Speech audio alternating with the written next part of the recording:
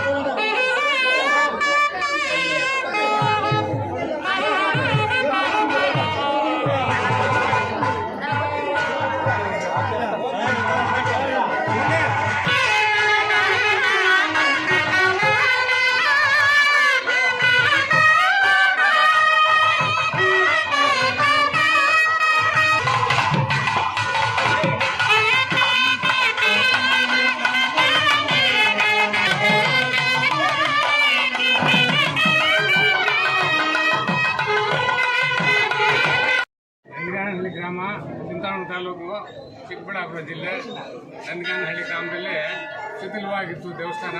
ಅದನ್ನೆಲ್ಲ ಪುನರ್ ನಿರ್ಮಾಣ ಮಾಡಿ ಇವತ್ತಿನ ದಿವಸ ಪ್ರತಿಷ್ಠಾಪನೆ ಮಾಡ್ತಾ ಇದ್ವಿ. ಎಷ್ಟು ಗ್ರಾಮಗಳವರು ಎಲ್ಲ ಬರ್ತಾರೆ ಇಲ್ಲಿಗೆ? ಸರ್ ಎಲ್ಲ ಸುತ್ತು ನಮ್ಮ ಪಂಚಾಯತ್ ಎಲ್ಲ ಬರ್ತಾರೆ, ಇನ್ನು ಬೇರೆ ಅವರು ಬರ್ತಾರೆ.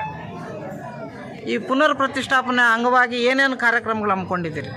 ಸರ್ 3 ದಿವಸದಿಂದ ಕಾರ್ಯಕ್ರಮ ನಡೀತಾ ಇದೆ. ಎಲ್ಲ ಕಾರ್ಯಕ್ರಮ ನಾಳೆ ಬಂದು ಅಲ್ಲ ಇದು ಪ್ರಾಣ ಪ್ರತಿಷ್ಠಾಪನೆ ನಾಳೆ.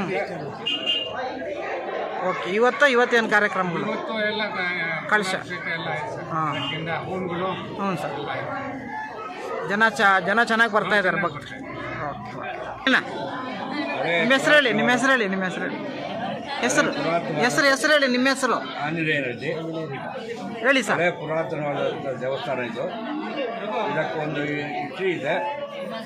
ಯಾಕಂದರೆ ಒಂದು 300-400 ವರ್ಷಗಳ ಹಿಂದೆ ನಂದಿಯಿಂದ ಈ ಶಿಲೆಯನ್ನು, ಬಸವೇಶ್ವರನ ಶಿಲೆಯನ್ನು ಹಾಕ್ಕೊಂಡು ಬರ್ತಾಯಿದ್ರು.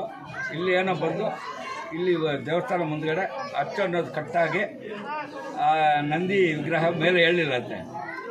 ಆವಾಗ ಇಲ್ಲೇ ನಾನು ನೆಲೆಸಬೇಕು ಅಂತ ಒಂದು ಇದು ಆಗಿದೆ. ಅದರ ಪ್ರಕಾರ ನಮ್ಮ ಹಳಬರು 300-400 ವರ್ಷಗಳ ಇತಿಹಾಸ ಇದೆ. ಆವಾಗಲಿಂದ ಇಲ್ಲಿ ಪ್ರತಿಷ್ಠೆ ಮಾಡಿದ್ದಾರೆ. ತಿರುಗಿ ನಾವು 91ರಲ್ಲಿ ಚೌಡರೆಡ್ಡಿ ಅವರ ಮುಖಾಂತರ ಮಹಾಮಂಟಪವನ್ನು ಕಟ್ಟಿದ್ವು. ಈಗ ಎಲ್ಲ ಶಿಥಿಲವಾಗಿ ನಮ್ಮ ಸಚಿವರಾದ ಸುಧಾಕರ್ ಅಧ್ಯಕ್ಷತೆಯಲ್ಲಿ ದೇವಸ್ಥಾನ ಪ್ರತಿಷ್ಠಾಪನೆ ಮಾಡ್ತಾರೆ. ಹೇಳಿ. ಈ ಭಾಗದಲ್ಲಿ ಎಲ್ಲರೂ ಸಹಕಾರ ಸಿಕ್ತು. ಆ ಸಹಕಾರದಿಂದ ದೇವಸ್ಥಾನ ನಿರ್ಮಾಣ ಮಾಡಿದ್ದೀವಿ. ಅದರ ಪ್ರಕಾರ ಎಲ್ಲ ನಮ್ಮ ಸುತ್ತಮುತ್ತಲ ಗ್ರಾಮಗಳಿಗೆಲ್ಲ ಒಂದು ಒಳ್ಳೆ ಅನುಗ್ರಹ ಸಿಗಲಿ, ದೇವರ ಅನುಗ್ರಹ ಅಂತ ಪ್ರಾರ್ಥನೆ ಮಾಡ್ಕೊಳ್ತಾ ಮಳೆ ಬೆಳೆ ಚೆನ್ನಾಗಲಿ ಅಂತ ದೇವರಲ್ಲಿ ಪ್ರಾರ್ಥನೆ ಮಾಡ್ತಾರೆ.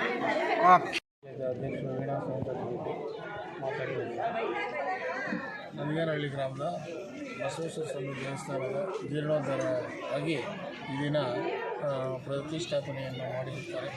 ಈ ಪ್ರತಿಷ್ಠಾಪನೆಯನ್ನು ಎಲ್ಲರೂ ಅಕ್ಕಪಕ್ಕ ಊರುಗಳು ಮತ್ತು ನಾವು ಊರಿನವರು ಎಲ್ಲರೂ ಸೇರಿ ದೇವಸ್ಥಾನದ ಜೀರ್ಣೋದ್ಧಾರ ಎಲ್ಲರೂ ಸಹಾಯ ಮಾಡಿ ಜೀರ್ಣೋದ್ಧಾರ ಒಂದು 80% ಮುಕ್ತಾಯ ಆಗಿರುತ್ತೆ.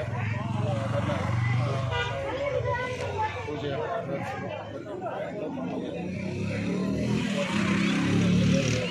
ಎಲ್ಲರಿಗೂ ಊರಿನವರು ಪಕ್ಕದ ಅಕ್ಕಪಕ್ಕ ಊರಿನವರು ದೇವರು ಒಳ್ಳೇದು ಮಾಡಲಿ ಅಂತ ಹೇಳ್ತಾ ನಾನು ಮಾತಾಡ್ತೀನಿ. ಇನ್ನೊಂದ್ಸತಿ ಹೇಳಿ. ಎಲ್ಲರಿಗೂ ಒಳ್ಳೇದಾಗಲಿ ಅಂತ ಹೇಳಿ ಅಕ್ಕ.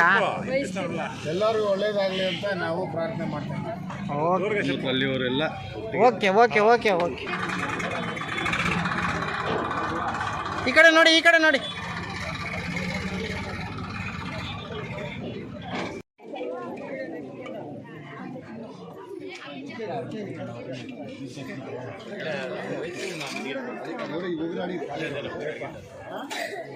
Pero se ve que corresponde.